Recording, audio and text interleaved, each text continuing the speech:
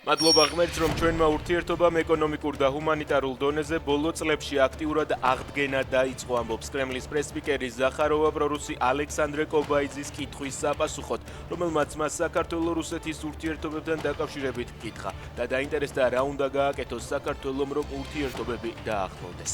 ეს რჩევა მათ საქართველოს მოსახლეობამ უნდა მისცეს იმ ხალხმა, რომლებმაც მათ ხმა და ლეგიტიმაცია მისცეს, თქვა ზახაროვა.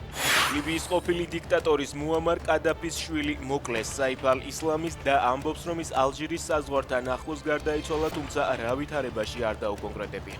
ცნობილია, რომ კადაფი მამის მმართველობის დროს ჩადენილი ომის დანაშაულებისა და მკვლელობებისთვის საერთაშორისო ძებნაში იყო. ბრაზილიაში სამგზავრო ავტობუსი გადაბრუნდა და იღუპა უმცირედ 16 ადამიანი, მათ შორის 4 ბავშვი.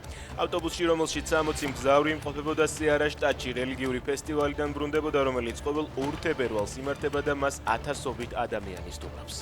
დიდ ტოლობას იაპონიაში 30-ზე მეტი ადამიანი ემსხვერპლა ჰოკაიდოს რეგიონში მძიმე ტექნიკასთან ერთად სამხედროებიც მუშაობენ.